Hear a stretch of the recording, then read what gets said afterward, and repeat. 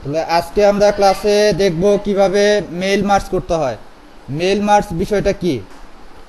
Microsoft ওয়ার্ডে যে আমরা মেইল মার্জটা করি, মেইল মার্জটা হচ্ছে, মেইল মানে কি? মেইল হচ্ছে একটা চিঠি বা যে কোনো একটা সংবাদ।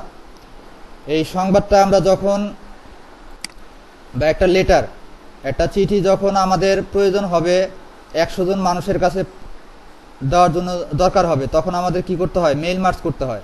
মানে একটা চিঠি কিন্তু সেটা 10 জনের নামে তৈরি করতে হবে, বা 100 জনের নামে তৈরি করতে হবে, বা এক বা একাধিক, দুই বা ততোধিক ব্যক্তির নামে তৈরি করতে হবে। চিঠির বিষয়বস্তু একই থাকবে, শুধু জাস্ট খালি আপনাদের ব্যক্তির নাম, মানে যে চিঠিটা পাবে। চিঠির মধ্যে দুইটা অংশ থাকে, একটা হচ্ছে প্রেরক আর একটা হচ্ছে প্রাপক। হ্যাঁ, প্রেরক যে সে, তাকে ইংলিশে বলে ফ্রম, আর যে প্রাপক, যে চিঠিটা রিসিভ করবে, তাকে বলে হচ্ছে টু।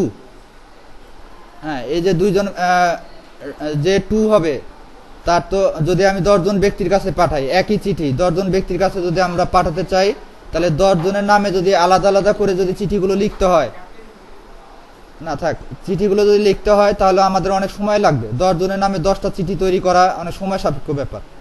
যেহেতু আমাদের চিঠির বিষয়বস্তুগুলো এক থাকবে, যেমন কোনো অফিসিয়াল কোনো আদেশ 10 জনের নামে ইস্যু করবেন, বা কোনো একটা ইনভাইটেশন লেটার, কোনো দাওয়াত দিবেন কাউকে, অফিসিয়ালভাবে কোনো দাওয়াত দিবেন, বা ব্যক্তিগতভাবে কাউকে দাওয়াত দিবেন। আপনি পত্রের মাধ্যমে দাওয়াত দিতে হলে আপনার কথাগুলো কিন্তু সব সেম থাকবে, জাস্ট খালি আপনার যার কাছে পাঠাবেন তার নাম ঠিকানাটা শুধু চেঞ্জ হবে, আর বাকি সব কিছু চিঠির মধ্যে যা থাকবে ওগুলো কিন্তু সেম থাকবে। ধরেন আপনি আপনার আত্মীয় স্বজনকে আপনার বিবাহের বা আপনার জন্মদিনের জন্য একটা নিমন্ত্রণ করবেন, তো নিমন্ত্রণের কথাগুলো কিন্তু সেম থাকবে। হ্যাঁ, জাস্ট খালি আপনি যাকে পাঠাচ্ছেন তার নামটা শুধু চেঞ্জ হবে। হ্যাঁ, একে বলে হচ্ছে একটা চিঠি 10 জনের নামে তৈরি করা, বা এক বা একাধিক ব্যক্তির নামে তৈরি করা। এটাকে বলে হচ্ছে মেইল মার্জ করা। কিভাবে মেইল মার্জ করতে হয়? তো মেইল মার্জ করার জন্য আমাদের প্রথমে আগে একটা চিঠি লিখে নিতে হবে। হ্যাঁ, চিঠি লেখা লাগবে, বা একটা লেটার লিখতে হবে। যেন আমি আগের থেকে একটা লেটার, জন্মদিনের একটা ইনভাইটেশন লেটার লিখে রাখছি, দেখেন। হ্যাঁ, এখানে ফর্ম, মানে আমি তাকে দাওয়াত দিচ্ছি, যাদের ফর্ম আমার কাছ থেকে দাওয়াতটা যাচ্ছে। এখন টু মানে যে পাবে, হ্যাঁ, যে চিঠিটা পাবে তার এখানে নাম আসবে, তারপর তার পদবি বা তার ঠিকানা আসবে। তো এই ঘরটা দেখেন, আমি এখানে 3টা লাইন খালি রাখছি। হ্যাঁ, 3টা লাইন খালি কেন রাখছি এটা আপনারা পরে বুঝতে পারবেন। তো এখানে একটা চিঠি লেখার পরে দেখেন, এখানে কিন্তু আমি কোনো প্রাপকের নাম কিন্তু এখানে দেই নাই। হ্যাঁ, না দেওয়ার কারণ আছে। তো আমরা প্রথমে একটা চিঠি লেখার পরে প্রাপকের নামের জায়গাটা খালি রাখবো। খালি রাখার পরে আমাকে যেতে হবে হচ্ছে মেইলিংসে। মেইলিংস থেকে আমাদের স্টার্ট মেইল মার্জ, এই অপশনটায় ক্লিক করতে হবে, স্টার্ট মেইল মার্জ। এখান থেকে আমাকে সিলেক্ট করতে হবে লেটার্স। স্টার্ট মেইল মার্জে গিয়ে লেটার সিলেক্ট করতে হবে, যেহেতু আমরা এটা একটা চিঠি তৈরি করতেছি, এই জন্য মেইল মার্জে গিয়ে আমাদের কি সিলেক্ট করতে হবে? লেটার। তারপর আমরা যাব হচ্ছে দ্বিতীয় অপশনে যাব। দ্বিতীয় অপশনটা কি বলতেছে? সিলেক্ট রিসিপিয়েন্টস, মানে কারা এটা রিসিভ করবে, কোন ব্যক্তি, যারা রিসিভ করবে, এই অপশনে ক্লিক করব। সিলেক্ট রিসিপিয়েন্টসে ক্লিক করার পরে বলতেছে যে টাইপ নিউ লিস্ট। আপনি যাদের কাছে চিঠিটা পাঠাবেন তাদের নামের একটা তালিকা তৈরি করতে হবে। হ্যাঁ, যদি কোনো লিস্ট এর আগে করা থাকে, আপনার কম্পিউটারে কোনো লিস্ট করা থাকে, তাহলে দিতে হবে ইউজ এক্সিস্টিং লিস্ট, মানে কোনো লিস্ট তৈরি করা আছে, জাস্ট খালি আমি এটাকে কি করব? হ্যাঁ, ওই লিস্টের তালিকা থেকে নিয়ে আসব। যদি আমাদের লিস্ট না করা থাকে, সেক্ষেত্রে আমাকে কি করতে হবে? লিস্টটা তৈরি করতে হবে। তাহলে আমাকে কি করতে হবে? এখানে টাইপ নিউ লিস্ট। ধরেন আমাদের কোনো লিস্ট, কোনো ব্যক্তির লিস্ট তৈরি করা নাই, তাহলে আমাদেরকে নতুন করে লিস্ট তৈরি করতে হবে। তাহলে আমাদেরকে এখানে কোন অপশনটা চয়েস করতে হবে? Type new list. তো টাইপ নিউ লিস্টে ক্লিক করার পরে দেখেন নিউ অ্যাড্রেস লিস্ট আসছে না? তারপরে এখানে দেখেন অনেকগুলো অপশন আছে। টাইটেল দেওয়া যাবে, ফার্স্ট নেম, লাস্ট নেম, মানে একজন ব্যক্তির নাম লেখার জন্য 2টা অপশন থাকে, একটা হচ্ছে first name, last name. First নেমে কি দিতে হয়? নামের প্রথম অংশ, এবং লাস্ট নেমে দিতে হয় নামের শেষ অংশ। তারপর সে কোন কোম্পানিতে চাকরি করে আমরা কোম্পানির নাম দিতে পারি। হ্যাঁ, তারপর তার অ্যাড্রেস দিতে পারি। অ্যাড্রেস 2টা আছে, দেখেন, অ্যাড্রেস লাইন 1 আর এটা হচ্ছে অ্যাড্রেস লাইন 2। হ্যাঁ, তারপরে আছে দেখেন এই যে স্ক্রল বারটা আছে, স্ক্রল বার দিলে আরো অনেক কিছু অ্যাড করা যাবে। একজন ব্যক্তির ঠিকানা যদি আমি অ্যাড করতে চাই বা নাম অ্যাড করতে চাই, তাহলে তার সাথে অনেক কিছু অ্যাড করা যায়। সে কোন শহরে বসবাস করে, কোন দেশে বাস করে, তার পোস্ট কোড কত, কান্ট্রি কোনটা, হোম ফোন মানে বাসার ফোন নাম্বার, অফিসের ফোন নাম্বার, তারপরে তার ইমেল অ্যাড্রেস অ্যাড করা যাবে। তো আমরা এখান থেকে বিস্তারিত এত যে যতগুলা সাবজেক্ট আছে এতগুলা সাবজেক্ট আমাদের প্রয়োজন নাই। আমরা জাস্ট শুধু ফার্স্ট নেম দিব, লাস্ট নেম দিব আর তার অ্যাড্রেসটা দিব। এই তিনটা বিষয় আমরা দিব। ধরেন একজনের নাম নাহিদ মোল্লা, নাহিদ যেহেতু নামের প্রথম অংশ নাহিদ এবং মোল্লাটা হচ্ছে শেষের অংশ, এই জন্য মোল্লা লাস্ট নেমটা হচ্ছে মোল্লাই লিখবো। হ্যাঁ, মোল্লা এখানে লিখলাম লাস্ট নেমে। লেখার পরে এখন তার অ্যাড্রেসটা দিব। অ্যাড্রেসটা কি দিতে দেওয়া যায়, ধরেন মিরপুর। হ্যাঁ, তাহলে একজন ব্যক্তির নাম আমরা এখানে এন্ট্রি করলাম নাহিদ মোল্লা, আর তার অ্যাড্রেস দিলাম হচ্ছে মিরপুর। এখন দ্বিতীয় ব্যক্তির এখানে আর কোনো মানে বিস্তারিত এত তথ্য দেওয়ার দরকার আমাদের এখন প্রয়োজন নাই। তারপরে আমরা একদম ইমেইলের লাস্টে আসবো। লাস্টে আসার পরে ট্যাব দিব। কিবোর্ড থেকে ট্যাব দিলে দেখেন সেকেন্ড অপশনে আসবে। সেকেন্ড অপশনে আসলে আমি দ্বিতীয় কোনো ব্যক্তির নাম এখানে অ্যাড করতে পারবো। দ্বিতীয় ব্যক্তির নাম ধরেন আমি রাসেল হোসেন দিলাম।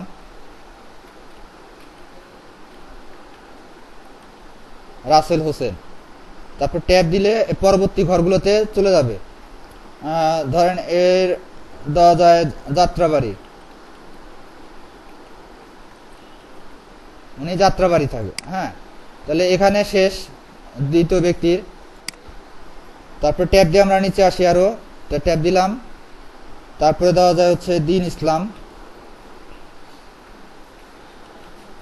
ওনার ঠিকানা কি দেওয়া যায়, কাকরাইল। এভাবে আমরা 5 জন ব্যক্তির নাম, আমরা বেশি না, এখন আমরা যেহেতু ক্লাসে দেখতেছি এজন্য 5 জন ব্যক্তির নাম অ্যাড করব। তারপরে দেওয়া যায় কি, আপনাদের কারো নাম দিবেন। হ্যাঁ, লিমন। পুরো নাম জানো কি, নাহিয়ান ইসলাম লিমন। নাহিয়ান ইসলাম, এই লিমনটা লাস্ট নেমে দিতে হবে, লিমন। বাসা কোথায়, বরঙ্গ খোলা। আচ্ছা, এখন একদম লাস্টে এসে ট্যাব দিলে, এই যে ট্যাব দিতে থাকলে আপনার তারপরের লাইন আসবে। তারপরে আর একজনের নাম দেই,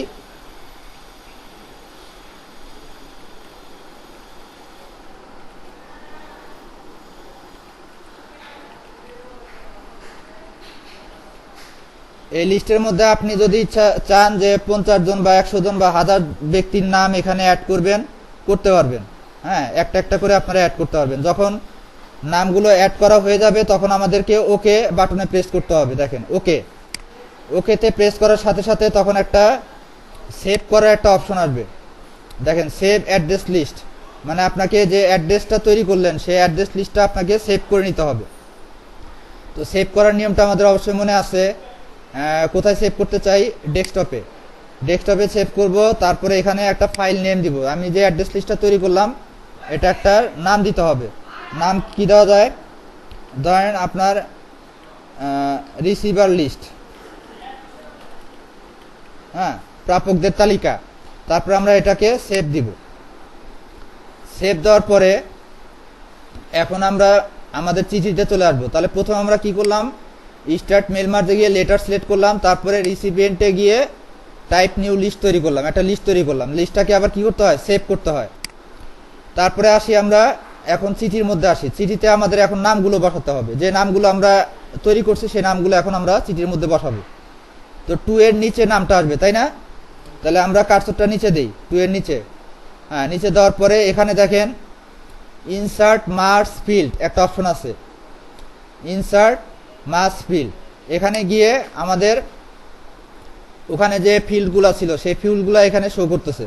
তাহলে আমরা কি কি এন্ট্রি করছিলাম এখান থেকে, ফার্স্ট নেম, লাস্ট নেম আর অ্যাড্রেস লাইন 1, এই 3টা বিষয় আমরা অ্যাড করছিলাম। তো আমরা এখান থেকে প্রথমে 2 এর নিচে নাম আসবে, তাহলে ফার্স্ট নেম দিব, তারপরে একটা স্পেস দিয়ে তারপরে ইনসার্ট মার্কস ফিল্ডে গিয়ে আবার লাস্ট নেম দিব। মানে 2 এর নিচে প্রথমে থাকবে ফার্স্ট নেম, তারপরে থাকবে লাস্ট নেম, তারপর একটা ইন্টার দিয়ে নিচে এসে এখানে বসবে হচ্ছে ওই ব্যক্তির অ্যাড্রেস। হ্যাঁ, ইনসার্ট মার্কস ফিল্ডে গিয়ে অ্যাড্রেস লাইন 1-এ ক্লিক করব। ঠিক আছে, তাহলে 2 এর নিচে থাকবে ফার্স্ট নেম, লাস্ট নেম, তার নিচে থাকবে হচ্ছে ওই ব্যক্তির ঠিকানা। হ্যাঁ, এখানে মার্কস ফিল্ড থেকে আমাদের এই 3টা বিষয় ইনসার্ট করতে হবে। এখানে ইনসার্ট করার পরে তারপরে আমরা রেজাল্ট দেখব। এই প্রিভিউ রেজাল্টসে ক্লিক করলে নামগুলো শো করবে। আমি যে লিস্টটা তৈরি করছিলাম সেই লিস্টের প্রথম ব্যক্তির নাম শো করবে। দেখেন প্রিভিউ রেজাল্টসে আমি ক্লিক করলাম, সাথে সাথে দেখেন প্রথম ব্যক্তির নাম নাহিদ মোল্লা মিরপুর চলে আসছে না। তারপরে এখান থেকে আমি যদি দ্বিতীয় ব্যক্তির নাম দেখতে চাই তাহলে এই যে নেক্সট রেকর্ডে ক্লিক করতে হবে। নেক্সট রেকর্ডে ক্লিক করলাম, দ্বিতীয় ব্যক্তির নাম আসলো। তারপরে 3 নাম্বার ব্যক্তির নাম, 4 নাম্বার ব্যক্তির নাম, 5 নাম্বার ব্যক্তির নাম। দেখেন যখন শেষ হয়ে যাবে 6 নাম্বারে কেউ নাই, দেখেন। হ্যাঁ, এই জন্য এটা আসে নাই। তাহলে আমরা 5 জন ব্যক্তির নাম চলে আসছে এখানে। নামগুলো দেখার পরে যে না, এখানে আমরা রেজাল্টগুলো দেখতে পারবো যে নামগুলো সব ঠিকঠাকভাবে আসছে কিনা। আসার পরে আমরা যখন কাজটা শেষ করব তখন ফিনিশে ক্লিক করতে হবে। আমাদের সর্বশেষ যে অপশনটা ব্যবহার করতে হবে ফিনিশে যাব। ফিনিশ থেকে আমাকে এডিট ইন্ডিভিজুয়াল ডকুমেন্টস এই অপশনে ক্লিক করতে হবে। এখান থেকে আমাকে অল সিলেক্ট করতে হবে। অল সিলেক্ট করে ওকে দিব। ওকে দেওয়ার সাথে সাথে দেখেন এখন 6টা পেজ চলে আসছে। দেখেন 6টা পেজ। হ্যাঁ, এখানে 6টা আসার কারণ হচ্ছে 6 জনের, মানে একজনের নাম আসে নাই। আমরা অ্যাড্রেস লিস্টটা তৈরি করার সময় আমাদের 6 নাম্বার লিস্টের মানে ব্ল্যাঙ্ক ছিল, এই জন্য 6টা আসছে। যাক, এটা কোনো সমস্যা না।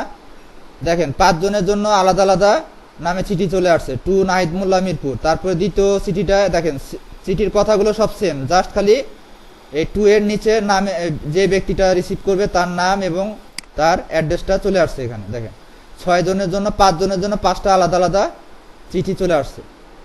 এখানে আমাকে আলাদা করে লিখতে হয়নি। হ্যাঁ, এটাকে বলা হচ্ছে মেইল মার্জ করা। বুঝতে পারছেন সবাই?